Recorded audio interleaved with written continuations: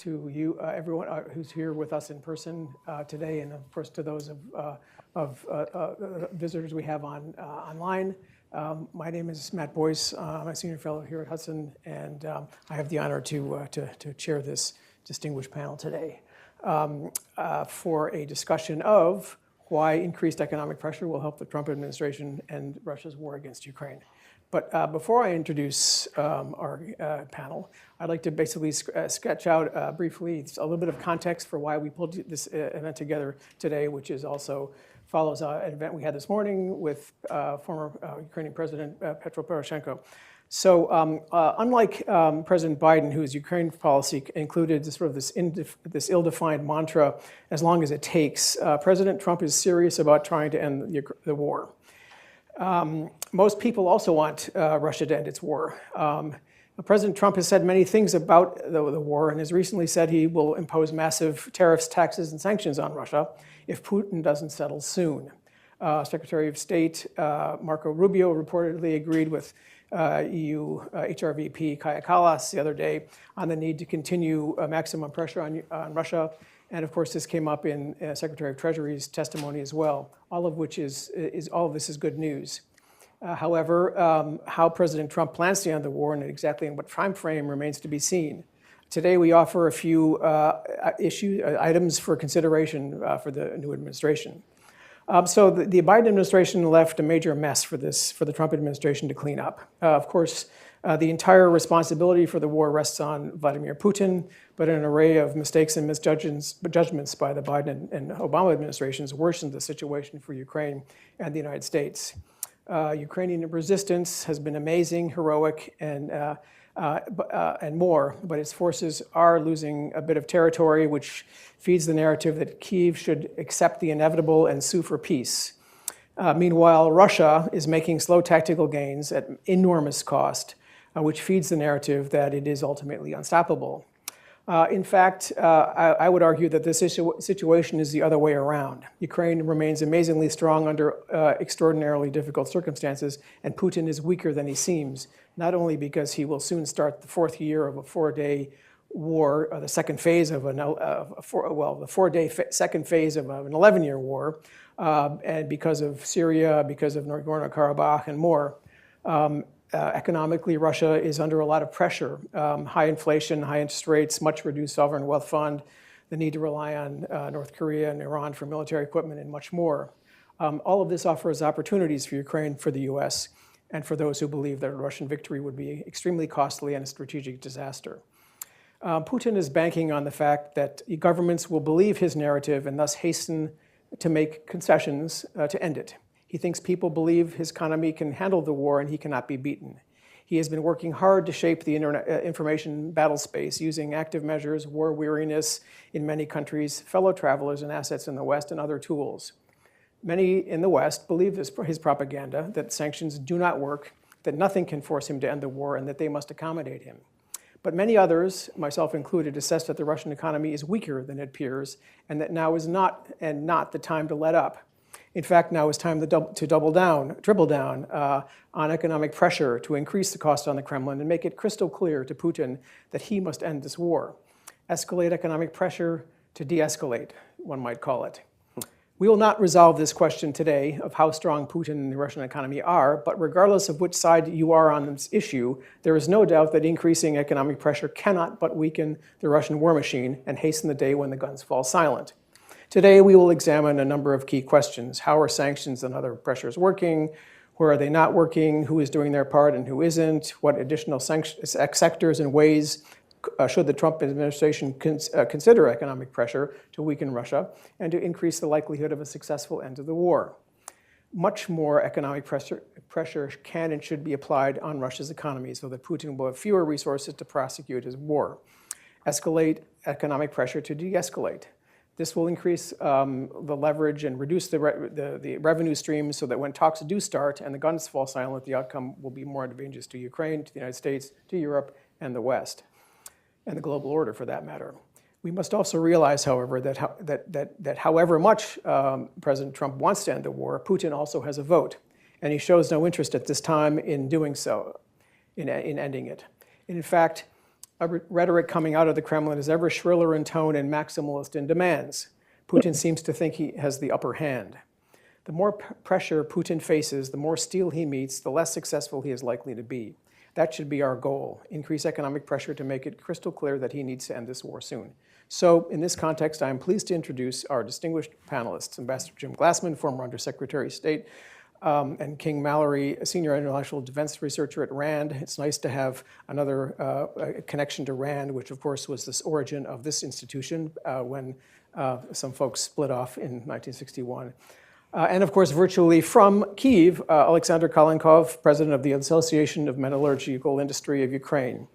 All have particularly interesting views on these issues, and thank you for joining us. After we finish the conversation, we'll have a bit of time for discussion, so please have good questions prepared. So, Jim, you've written recently about the need to close gaps and loopholes in sanctions, in the sanction regime, particularly in the energy and steel sectors. Could you share some of your research findings and thinking with us? I'd be glad to do that. And so I just want to thank Hudson for inviting me, and you, Matt. And I want to say I concur with everything you just said. I think this is the time to double down. I don't think that Russia is getting stronger, to the contrary. I also think that the big question is, how serious is the West about helping Ukraine bring this war to a satisfactory conclusion? And I think the key is on the economic side right now, especially, I think, with this new administration, which, correct or not, and I'm not sure they are correct, they seem to feel that they don't want to spend more money on the military side. I'd like to see more money spent on the military side, but I also strongly believe that we have not been serious about economic warfare. And there are many gaps.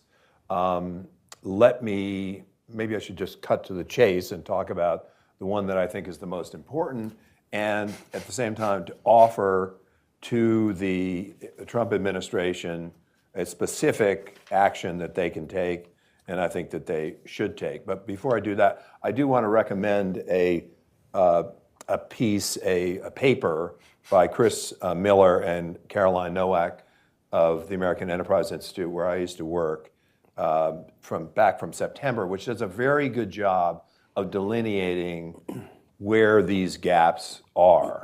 Now, in a piece I recently wrote, I focused on metals and natural gas. And I think Alexander is going to talk about metals, which is a very, very interesting issue. And if he needs me to fill in some gaps, I'm happy to do that. But I want to move directly to natural gas. Now, with natural gas, just very recently, Ukraine and Russia got a lot of publicity when Ukraine ended its pipeline arrangement with Russia.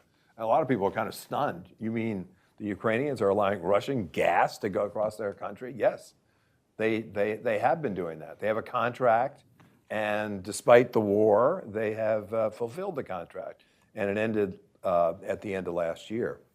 And a lot of people have the feeling that, or the belief that, that's it. So there's no more Russian natural gas flowing into Europe. Well, that's not true. There are other sources of natural gas. There is the Turk Stream pipeline across the Black Sea. But what I want to focus on is LNG, liquefied natural gas. Liquefied natural gas has continued to flow from Russia to Europe. And in fact, last year, 20% more natural gas went to Europe from Russia via the LNG route than it had the year before. And it was a record amount of natural gas is flowing by tanker to Russia. So I wanted to, before I do that, I want to give you there's an interesting piece by a German think tank with some of the data. Germany, Russian liquefied natural gas accounted for up to 9% of Germany's gas imports in 2023. And according to a German study, and this was reported just a few days ago by Politico, the German state-owned company SEFE bought 4.1 million tons of LNG through 58 separate deliveries from Russian LNG in 2024, up from 880,000. So that's an increase of, 5 times in 2023. So there's a lot of liquefied natural gas that continues to flow from Russia to Europe, and it really needs to stop. So what I would like to propose to this administration, because I think it fits right into President Trump's worldview, is we need to put pressure on Europe to stop the flow of LNG from Russia and replace that with American LNG. And we have a lot of LNG in this country, and we're opening more LNG depots. The president of the European Commission said in November, why not replace LNG with American LNG, Russian LNG rather? Why not replace Russian LNG with American LNG, which is cheaper for us? She also noted it's something we can get into a discussion. Also, our trade deficit is a concern. Now, President Trump has said that by purchasing American LNG, Europeans can avoid the prospect of being slapped with tariffs, which President Trump has threatened all over the world. So I think that this is, it seems to me like a pretty obvious kind of policy for the administration to push toward Europe.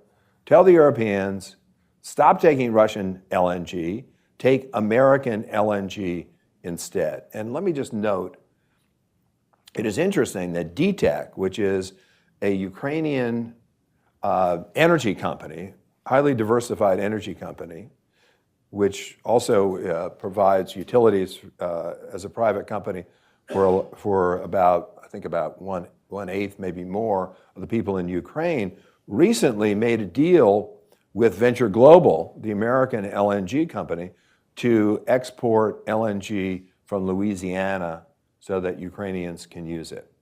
Economic warfare can work, and it's not only less expensive than the other kind of warfare, but it's the kind of thing that Donald Trump should like, and it actually could be profitable for American businesses. So. The 16th sanctions package that's under consideration right now, it doesn't really touch LNG issues very much, which has been sort of, seems to be almost like, well, it's by design, or should we say, it must be by design. I mean, it can't be for any other reason. And of course, sends a bit of a mixed signal, if not a negative signal, to the Trump administration from Europe that okay, they're going to, a wonderful, another 16th, another 16th sanction package, but why is it missing this key element? Right, and I'm glad you mentioned that, Matt, because I neglected to. So very, very disappointing that in the 16th sanctions package, they considered ending this flow of LNG from Russia, and it was rejected. And in fact, 10 of the members of the EU, and they're the frontline members. They're the Baltics, the Poland. I mean, argued very vociferously for this, but in the end, they didn't get it. And so LNG continues to flow from Russia into the United States. And I'm sorry, into the reason that the United States was on my mind is something else that I neglected to mention, and I do want to mention it because I said it in my piece. I mean, the other thing I find kind of outrageous as far as this relationship is concerned, and this has to do with metal, but I do want to mention it, is,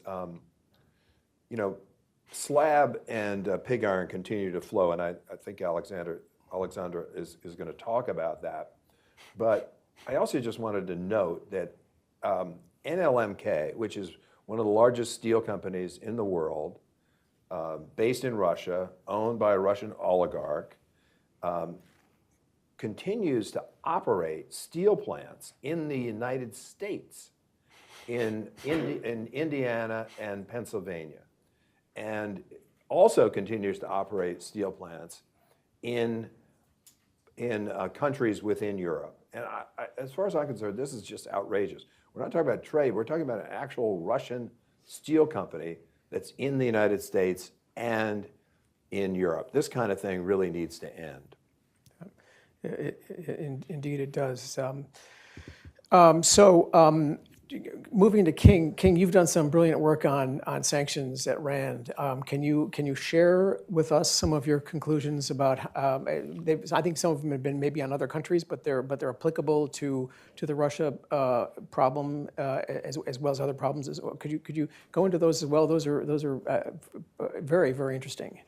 Sure, Matt. Thanks for the opportunity. And I've spent more time than I care to admit studying sanctions on North Korea, which is, like Russia, what they call a hard target. And the reason is that there are a lot of people who like to sort of deride sanctions as an instrument of statecraft. And the argument I'm going to make to you here today is I'm going to basically describe when they do and don't work. I'm going to describe some work we've been doing at RAND about how to make them work more effectively and argue why we should focus on doing that. And then if we have time, maybe get to some institutional suggestions about how we as allies can act more closely together to help Ukraine in its struggle survival against this war of aggression. The sort of bottom line number I'd like to start with, there are two we come from RAND, we deal in empirical data. There are two big data sets out there on sanctions, one by Hufbauer, who's based out of the Peterson Institute, and another by Morgan, which has a slightly bigger, longer data set. And the former says that sanctions are successful about 34% of the time, and the latter says, with a bigger data set, that they're successful about 45% of the time. Now, the kind of bottom line takeaway out of that is that the odds are actually stacked against sanctions. But they have a significant success rate, even if it's less than half. And that's because you really need to have certain enabling conditions present for sanctions to be effective. And in North Korea's case, they're certainly not there. And in some of the cases for Russia, that's true as well. You need to have an economy that's open to international trade. I think Russia was that until recently, but not North Korea. You need to have important bilateral trading relationships to have anything to sort of take away. So if you want to impose sanctions on a Latin American country which has 30% of its exports to this country, you're more likely to be effective than if you're imposing them on a Northeast Asian country that has virtually zero. Regime type matters. Autocratic regimes are more able to repress their population, benefit from sanctions to extract rents, which they then use to buy off elites they need to stay in power with. The breadth and speed of imposition of sanctions is important as well, according to the academic literature. The broader the sanctions, the speedier they're imposed, the greater the impact, the more likely they are to be successful. And then, of course, there's the issue of what are called black knights. Black knights are countries that some way act to impede the sanctions, that try to mitigate their effects. In North Korea's case, that would be China and Russia. In Russia's case, it's China and India, India buying large amounts of oil. Data has shown, or the empirical data shows that sanctions are 15% more likely to be effective if you impose them in a coalition. If you do it in a coalition, it tips the probability of success over half to 55%. If not, you're at the sort of 45% level. And then history has also shown that sanctions are likely to be more effective if there are so-called supporting parallel measures, which I think is a polite term for covert action designed to overthrow the regime. But that doesn't really happen that often. And then if a country has a high degree of aid dependency, and certainly in North Korea's case, it is quite dependent on the US for humanitarian aid, you have a greater chance of success. And then there's one further confounding factor, which I would term feckless allies. In both the North Korean and the Russian case, and as a general proposition about sanctions, the people who are most likely to undermine them are our closest allies.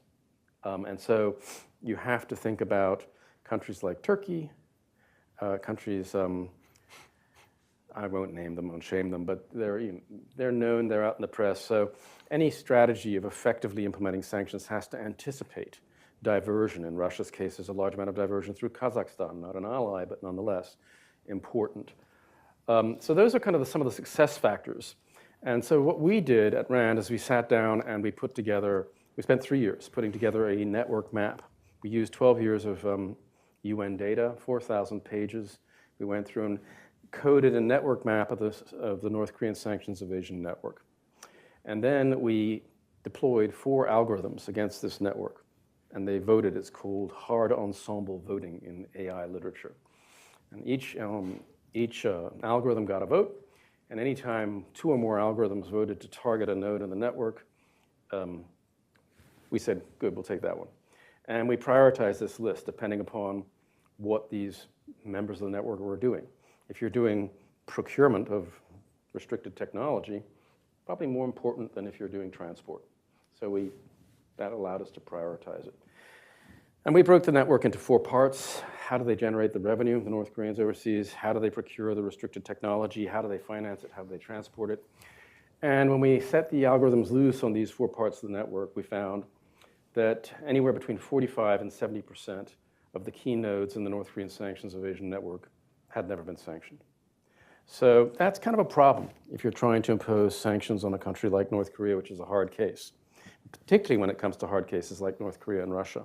You really want to know that you are targeting effectively.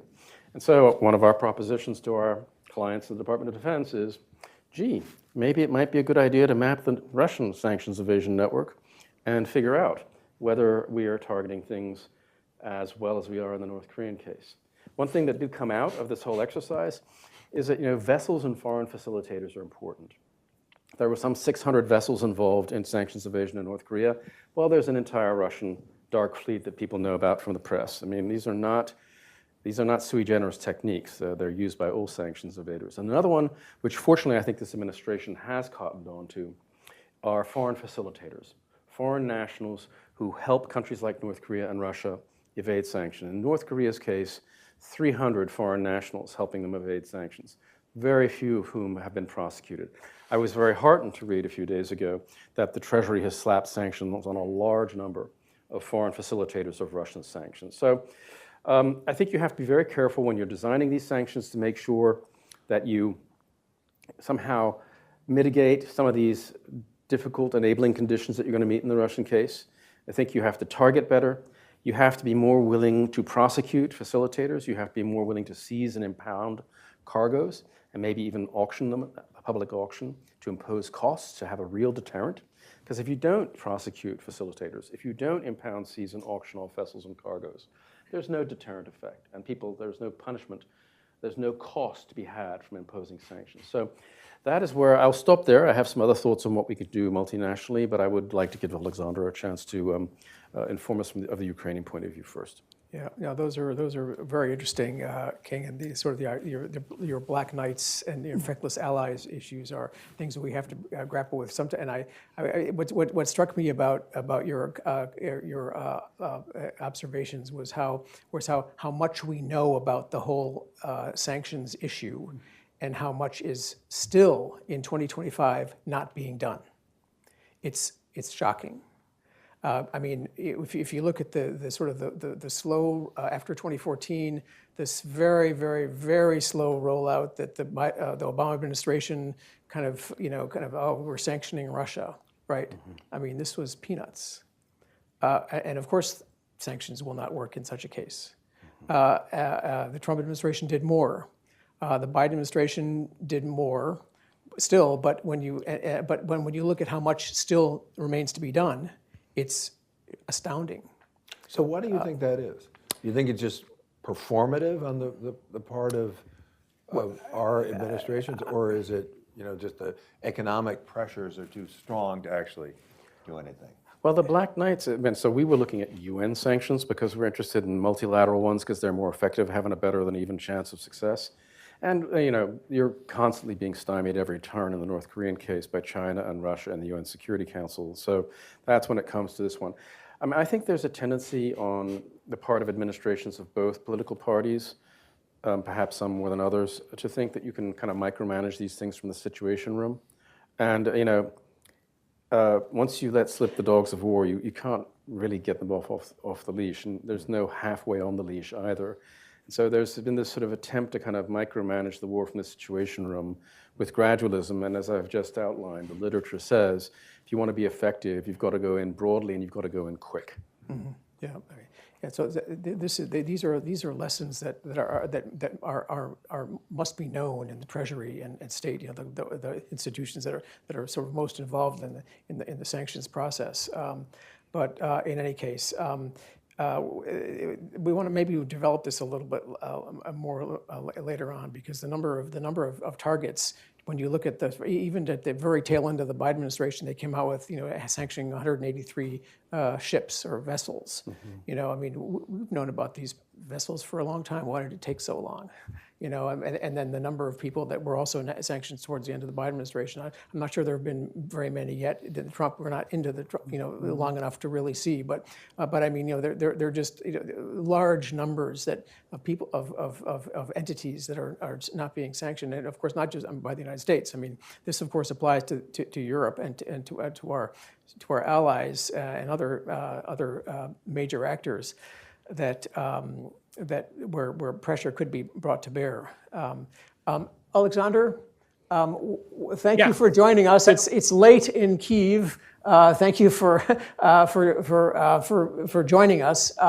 Now, it is a late hour. Can you give us some insight from your perspective on how the lack of sanctions or loopholes in sanctions regimes have allowed Russia to continue pushing the front lines forward, and even with massive casualties and losses in equipment? How that's actually, how you see that from your perspective in Ukraine? Thank you very much for the invitation. Really appreciate your attention. I believe I could add some arguments to this discussion from two standpoints. First of all, I represent metallurgy and mining sector of Ukraine, and one thing which is important considering economic sanctions with the increase in notice timing, it's important to outlast your opponent in this game. It's important for Ukraine to survive before the Russia would be crushed by the sanctions. And we can see right now that 3 years after war, so the timing of these sanctions probably is much important as the force of these sanctions. And the second point, we are exporting our goods throughout the world, and it happens that we are competing with Russian companies on a lot of market, including European Union market. So we have a first row view on how sanctions work and not working, and what are the reasons.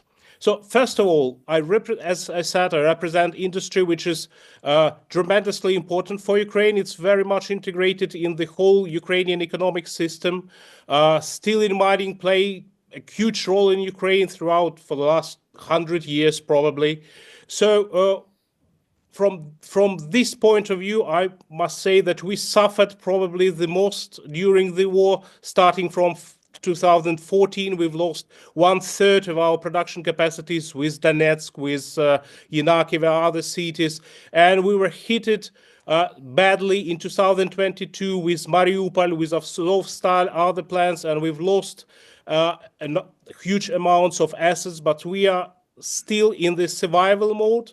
But it's possible to be in a survival mode for months, maybe a year, but right now it's 3 years, and it's quite difficult to be in this situation. I believe it's the same. I truly believe it's the same situation for any Ukrainian industry. So, as I mentioned, the timing very important for us to outlast our opponent. Even right now, our partner countries like United States, first of all, European Union, Japan, financing half of Ukrainian budget.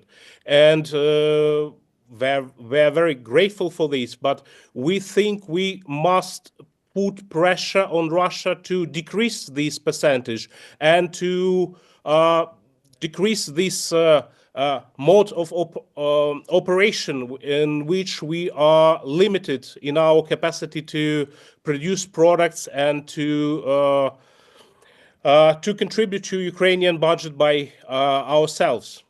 And so as I said, we are still coping with all the challenges, our industry and Ukrainian economy as a whole, but we don't have. I'm not sure about Putin's Russia. I agree with you that the situation in Russia is worse than some analytics presume. At the same time, the sooner the Russia would feel this pressure, both economic and political pressure and military pressure, the better. From the second point of view, as I mentioned, we are export-oriented industry in Ukraine. We export 80% of our products, and before 2022, we export 1/3 of our products to the European Union. But after the war, we were cut off from the Black Sea transportation, Black Sea logistics, and the share of export to the European Union increased dramatically. In some months, it was close to 90% of our total export. So we are considering European Union market as our home market, and it's really painful to see that Russian products are still imported in the European Union. Starting from the March of 2022, European Union imposed sanctions on steel and metal products from Russia, which is a good sign. It took just a couple of weeks to do so. At the same time, right away, they introduced exemptions and transition periods for some products. For example, exemptions for pig iron and iron ore, which hold it till the end of 2003. The sanctions were introduced only at the end of 2003 for pig iron and iron ore products. At the same time, mass products that Russia exported a lot to European Union, like slabs, were given the long transition period with very high quotas that really haven't hurt that much Russian exporters. As for numbers, in 2021, Russia exported steel products and metal products to European Union for the sum of $7.5 billion euros, excuse me. And after the sanctions were introduced, this volume dropped significantly, but it's still $3.5 billion per year, which is quite substantial amount even for Russia. Because after oil and gas, iron ore and coal, steel and other metals play third most important part in putting money in Russian budget and increasing GDP and providing money for financing Russian war machine. So why it happened? Because all decisions about sanctions made in European Union by consensus. That means that there should be unanimous decision from all countries. And in this situation, it was the decision about exemptions and transition periods were lobbied by several countries like Italy, Belgium, Denmark, Czech Republic. All of these countries are very much sympathizers of Ukraine. They helped a lot for you, and they did a lot for Ukraine. Why it happened? For simple reason, because Russian companies owe some assets in these countries. Like steel companies from Russia owns some rolling plants in Belgium, in Denmark, own some plants in Czech Republic.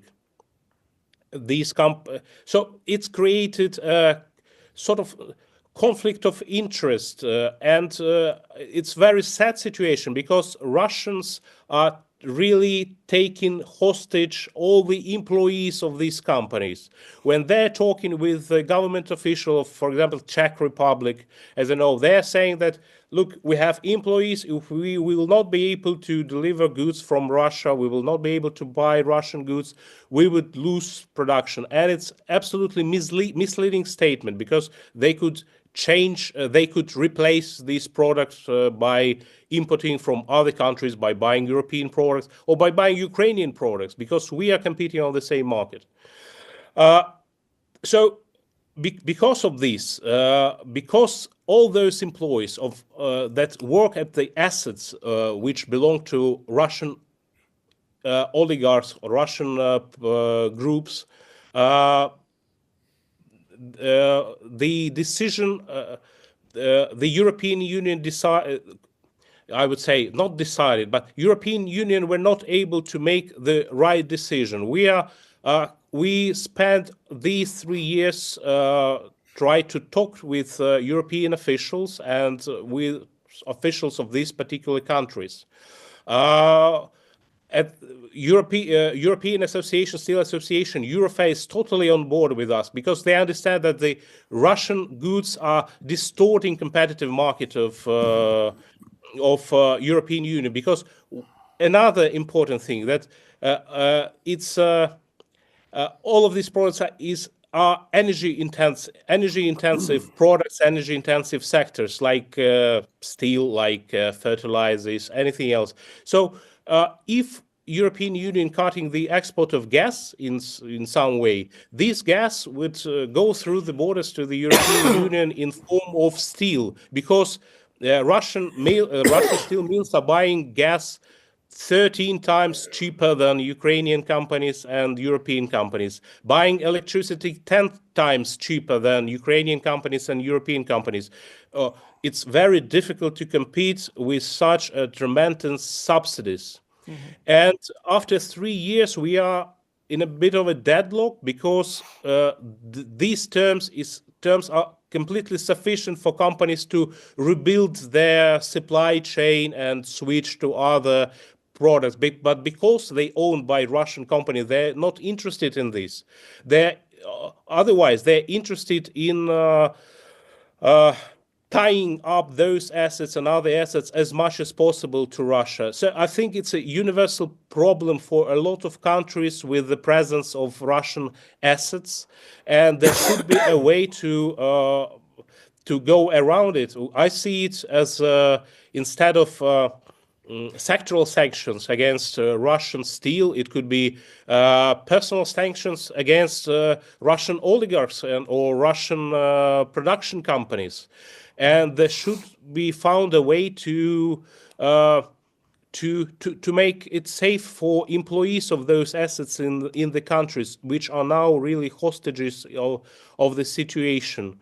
We have a nice, good example when Abramovich sold Chelsea Football Club in England. Maybe there could be found some way for Yevraz, which is owned also by Abramovich, to sell his metallurgical assets in Europe and in other countries. That would really put additional pressure on Russian sector, the third one after oil and gas, a very energy intensive sector, which allow Russia to export its energy its energy uncompetitive advantage throughout exporting other goods. Thank you, thank you. So your point about it sort of kind of suggests that, well, or that if Russia is waging essentially hybrid war against the West in so many different ways, it's also turning the screws on Western economic assets in Russia. And it seems to me that maybe it's high time that the Western countries were to return the favor, and turn the screws on some of these other these Russian assets in the United States, as Jim, you were saying. I mean, what's kind of is there a backstory to these two steel plants that as to why these are not being are they allowed to continue? I think the backstory is very simple. It is that there are, by my reckoning, I think it's about 1,000 American employees of the NLMK steel plants in the United States, in Pennsylvania and Indiana, and the powers that be don't want them to lose their jobs. But, you know, as Alexander says, these assets could simply go into other hands. It's probably a bigger problem in Italy, because in the United States we don't allow imports of Russian pig iron. In Europe, they do allow those imports, and so that pig iron is used to make steel products in their factories in Italy, in Denmark, in France, and some other countries. And I think they have more employees, but those factories could easily be put into something like receivership. It's not as though the employees will lose their jobs or the jobs will disappear. It's that the pig iron would come from some other source. And in the United States, we substituted generally Brazilian pig iron for Russian pig iron. But Alexander makes another really important point that I just want to emphasize. It's not just that by not having tough sanctions, we allow the Russians to make more money that they can plow into the war, but we're also denying Ukrainian companies the ability to compete against Russian companies, which are heavily subsidized. So in a lot of these areas, Russia and Ukraine compete. A lot of the metal production, also in agricultural production, they compete. And the fact that the Russians are still in the game, selling stuff mostly to Europeans, hurts Ukraine. Ukraine can't get that kind of income, which then would go into taxes, and so it would help them pay more for the war themselves. Yeah. So you have this double effect. It really does kind of lead to the conclusion that the approach to use the word economic warfare, and this is, you know, what essentially it involves. I mean, Russia is pursuing this against the West. Yes. You know, why can't it sort of if somebody's waging this against you, well then shouldn't you respond? I mean, and so it just seems to me that this has been a half-assed sort of approach. It is a half-assed sort of approach, and that is the problem. Including with regard to a lot of our allies. Yeah. And then they wonder, well, why is the European security order turned upside down? And then you get all the other follow-on effects. King, any thoughts on what Alexander said? So sort of two reactions. I mean, I think one of the most important things that came out of this conversation for me is sort of like money, energy is fungible. When they can't export the gas directly to Europe, it is funneled into producing metal, which is importable to Europe. And when they can't do that, they use it to make fertilizer. The European fertilizer industry is up in arms right now because Russia is dumping huge amounts of fertilizer created with energy-intensive gas that they can't otherwise export, which brings me kind of to my second point, which is that there's not a good enough realization, I think, on the part of policymakers that sanctions networks are adaptive, and that if you're going to try and impose sanctions effectively, you need to anticipate the fact that if you can't export cars directly to Russia, one of the second largest imports of Russia, they're going to find another route through Georgia, for instance. And so you have to anticipate that sort of diversion is going to take place, and you're going to have policies in your pocket by which to deal with that. You're going to have to anticipate the fungibility of gas. You're going to have to anticipate that fertilizer and metals will be where that gas seeks a home if it can't go straight to Western Europe. Which brings me to my final point, which is that I think what this discussion has shown is, first of all, it's not a great idea to have to authorize sanctions every 6 months in Europe, where all it takes is one or two people like Hungary or the Slovak Republic to veto. So you shouldn't really give people a veto right in the first place. And second of all, I think it pretty clearly outlines that we need to be more tightly lashed up when it comes to sanctions. And if you don't mind, I'd like to take a couple of minutes just to remind people about the fact that during the Cold War, there was this outfit called the Multilateral Coordinating Committee on Export Controls. and it was a semi-secret COCOM. organization. COCOM. COCOM, yes. Semi-secret organization, initially created by the UK, the US, France, then snowballed to basically eventually include all NATO members, Australia and Japan. Now, COCOM had problems, but what it did is it secretly coordinated on matters such as the ones Alexander was just mentioning, making sure that allies were lashed up, that pig iron didn't find its way in one door of the European Union to be used elsewhere. So I think that, it's very obvious to me that the North Koreans are going to have to recapitalize their missile stock because they've shipped a large number of them off to Russia. This is not just a European problem, it's a global problem. And we are looking at a major acquisition effort by the North Koreans to get 5 key technologies that they cannot acquire through China to do that.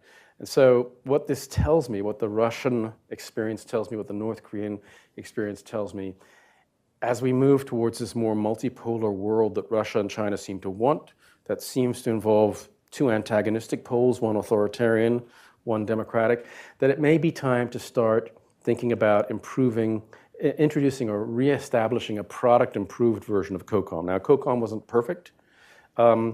It had veto rights as well. It frankly was abused by the United States. It was an informal agreement. There was no way of kicking people out. There was no agreement on its goals, or its scope, or its scale. But these are all things we now understand that could be corrected. And I think that the conflict in Russia has shown us that we need a better institutional framework to get coordinated with our allies on economic warfare of this kind. Yeah. In fact, if I were Vladimir Vladimirovich Putin, I would not be that impressed with the sanctions or the economic pressure that's been levied on Russia over the years. I would sort of like what? This is economic pressure. I mean, it's been it's had some effect. But this is not the sort of thing that will change any calculus, and which is ultimately what sanctions are supposed to do: extract a cost, and then change the calculus, because that's the only thing that will can affect, or one of the very few things that can affect this. Well, he's made his. Go ahead. Maybe this is for you, King. President Trump last night, among kind of the lesser newsworthy things he said that when he was president, we had sanctions against Iran and essentially kept Iran in a box, and they were unable to fund Hezbollah, etc. Now, I don't know if that's true or not, but if it is true, what were you doing with Iran that was so effective that we're not doing with Russia? Yeah. Well, I do have an answer to that question. I think one of the most effective things, and I was dealing with the Iranians directly for 7 years on the nuclear issue. One of the most effective things that happened on Iran was the withdrawal of insurance for tankers transporting oil. Now, I think that has happened somewhat in the Russian case, but not really as across the board as was applied to Iran. That really seemed to tip the balance when it came to sanctions on Iran. Yep. And that goes into this whole question of the shadow fleet and which countries are supplying the vessels to the shadow fleet, including which EU member states are supplying the vessels and profiting from them, et cetera, which is another massive problem. And Russian liquid LNG tankers are being repaired in European shipyards. Yeah. And how on earth is that happening? This is profoundly unhelpful, and of course for the Europeans who are concerned about sort of what the next phase of the transatlantic relationship, for them to demonstrate how seriously they take this problem, it would be that would very much demonstrate seriousness, approaching these things with a far greater degree of seriousness and sort of and breadth and depth, et cetera. And I think people in the White House would really notice this, and this would be a very, very good opening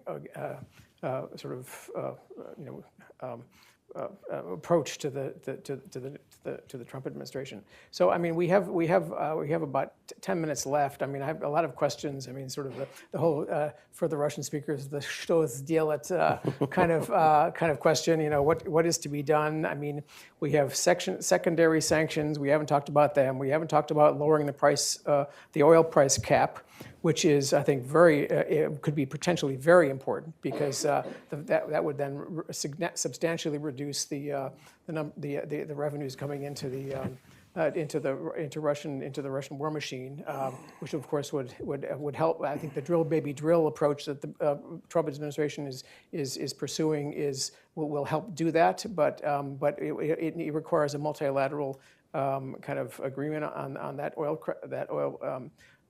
price cap. Then you have the multilateral sanctions factor. You have I mean, sort of, they're just, and then you have all the different individual cases and the individual sectors. You have the countries in particular, which are loopholes, and we all know which ones they are, and they're not secret. The data is out there, and yet.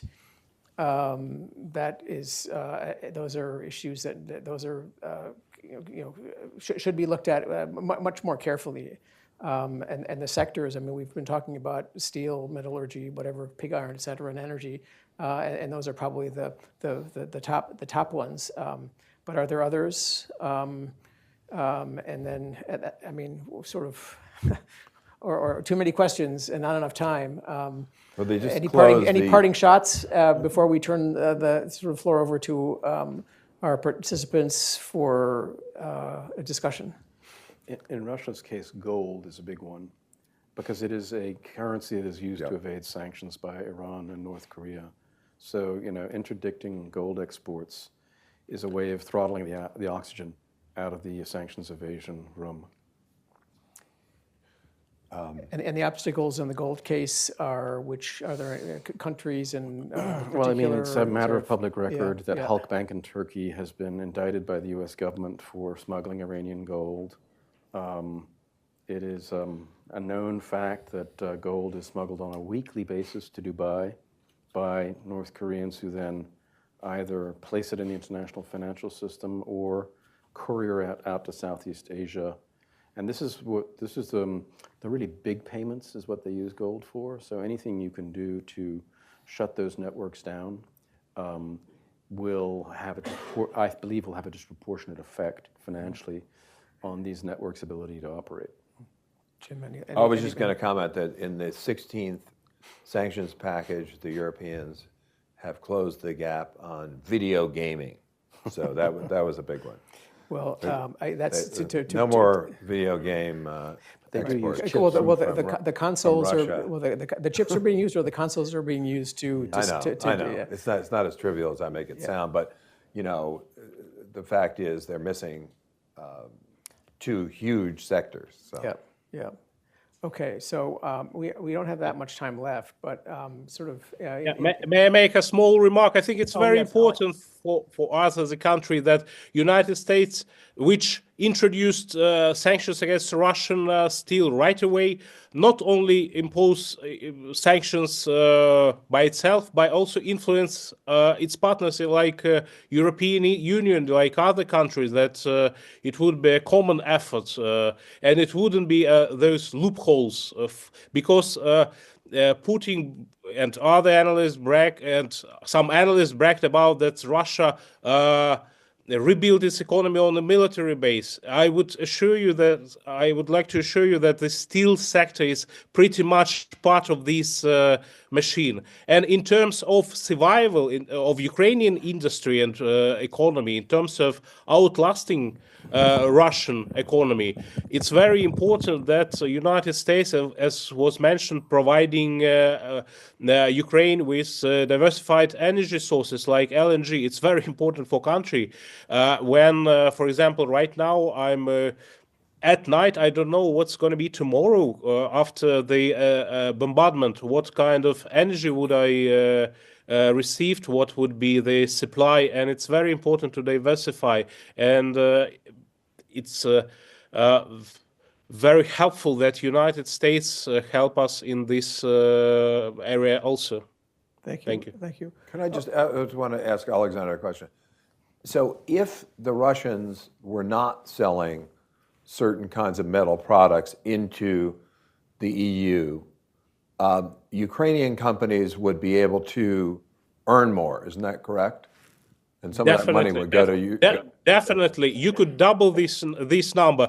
Russian companies, due to those transition periods and exemptions, they could receive in coming years 10 to 15 additional $10 billion. But you can double this amount because Ukrainian companies could sell its products inside of Russia, and thus you could double. It's a question about $30 billion. It's a substantial amount for Russia and definitely for Ukraine.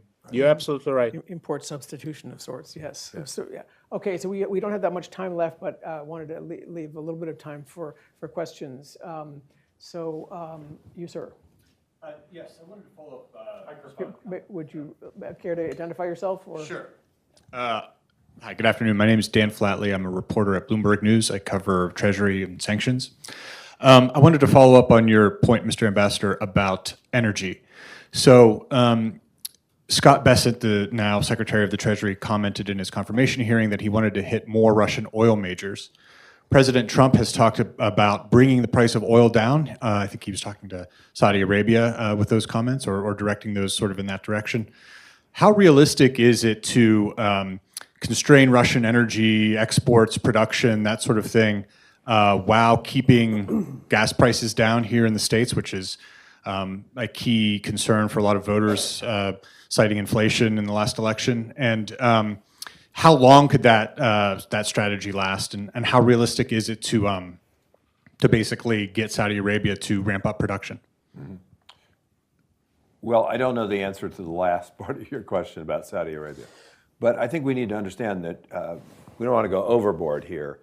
The amount of Russian natural gas that's coming into Europe is a lot less than it used to be. It's gone from 41% of what they use, maybe I got this from one of your excellent articles, down to 8%, but it's still significant and it's still billions of dollars. So I think if you shut down the final 8%, the LNG and what's coming through Turkstream, I don't think it would have much of an effect on the overall global oil price, which is influenced by lots of things besides what's happening with the sale of Russian natural gas into Europe. So I don't think that that there's a conflict between those two policy aims. And I think we'd save a lot more money and a lot more lives if we focused on putting pressure, as President Trump seems to be able to do, on the Europeans to trade their Russian LNG for American LNG.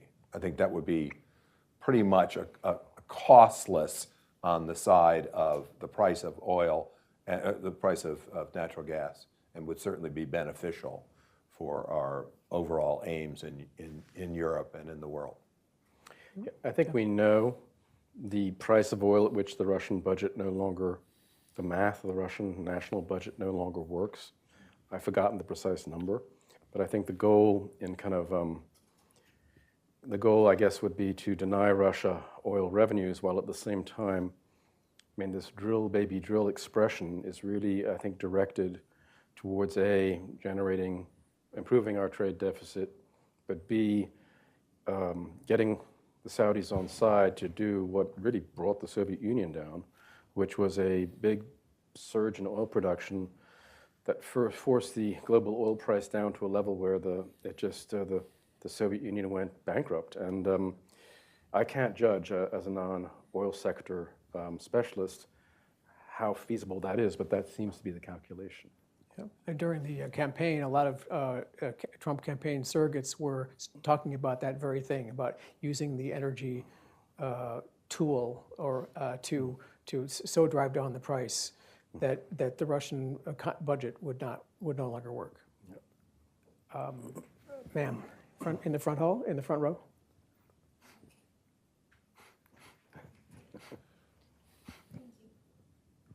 I'm Dr. Gonzalez from CIFAI Private Sector. My question is, recently Mr. Trump has said that he will continue supporting Ukrainians' war's efforts as long as they get something back, which is the rare minerals. So I understand that Ukraine is already exporting into the U.S.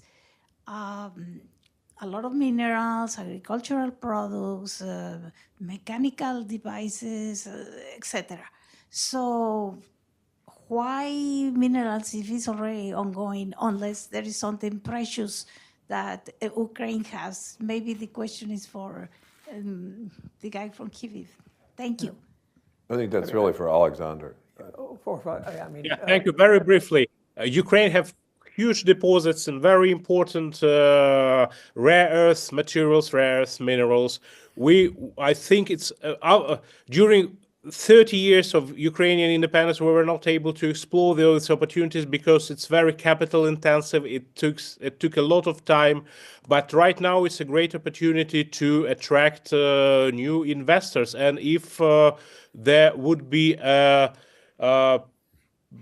fair deal between Ukrainian government and potential investors, I think it's a mutually beneficial proposition. It's a win-win situation. It's important for us to attract as many investors in this extraction sector as possible, both European and United States investors.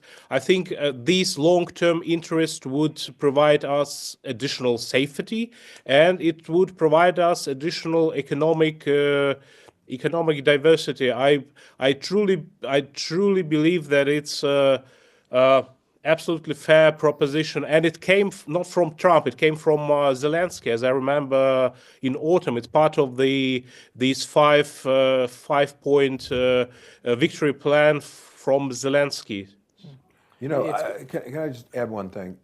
You know, Russia's invasion of Ukraine was sort of this kind of mystical cultural roots as well as some geographical issues.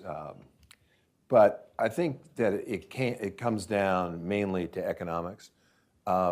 Ukraine is an incredibly rich country. I mean, both agriculturally, with minerals, and by the way, with the resiliency and the intelligence of its people. But certainly as far as natural resources are concerned. And the big problem for Ukraine is exactly that it just has not had the capital to exploit these resources the way that it needs to. And I think one of the results of this war may well be that Ukraine will have that. And that may be the opposite, of course, what the Russians intended. But the Russians want those natural resources. The minerals you refer to, the dominant global supplier in almost 80% of the cases is China. And China has already made it clear that if there's going to be a new trade war with the United States, they will restrict the export of rare earth minerals, which are required for just about every piece of consumer electronic equipment that you own. So that is what is causing the Trump administration to look for new sources in places like Greenland, which has large amounts of those metals, and Ukraine. Yeah, it is a win-win situation, and people have, which also is it's encouraging that the Trump administration is listening to these reports, because I mean, listening to President Zelensky, listening to other reports of the trillions and trillions and trillions of dollars of value, of minerals, of rare earths, etc., and other resources that Ukraine is blessed with, that Putin wants.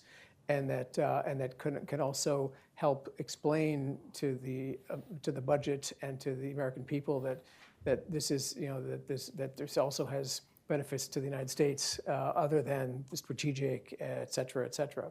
We're starting to run a little bit over. I mean, if people are okay, we can maybe take one more question, sir. Hey, so I'm a student intern. I'm with JMU, but I'm here in a DC semester program, and I'm interning for LBIS, which is a multi-purpose firm, International Solutions. It focuses mainly on Turkey. And I was just thinking in regards to these sanctions, we were talking about, you know, oligarchs and how they, and how a lot of companies are still operating in various countries. And I thought, considering Trump's good relationship with Erdogan, do you think that he could also potentially persuade Erdogan to also step up in that? Because Turkey is one of the largest producers of steel and a bunch of other sort of materials such as that. If there's any way that that could, that's another thing that could be taken into account. And also the transfer of Russian molecules that are repackaged as Turkish molecules or whatever. Azerbaijan, Yeah, there's a lot of stuff. Or other, the non-Russian molecules. Yeah, Turkey's considered like a powerhouse producer, and obviously it's a member of NATO, but there's a lot of production facilities that Russia is able to operate in that country. So Trump could potentially, given his good relationship with Erdogan, do something about that. That would be a good place to start. Absolutely, one among many. You have views. Well, I mean, there is an inconvenient fact. When it comes to the Halkbank situation, it was Erdogan's son-in-law that was profiting financially from the money laundering of the gold. And I mean, it's a rather large sum of money that you'd have to offer in order to sort of prevent that from happening. Yeah, I don't. I'm not that deep on the Turkey relationship, but you raise a good point, and it's for the president to use his leverage with particular countries that are that have been difficult in this whole issue would definitely have a positive effect on the. On this issue. So we're running. Sorry, we've taken a bit more time than we'd originally planned. But the issue is so broad and so rich and so deep that we almost had to, and we still haven't done it nearly enough. Haven't spent enough time on it. But anyway, well, thank you again for joining us, Jim King and Alexander from Kyiv. And thank you all for joining. A round of applause for our distinguished panel. Thank you very much.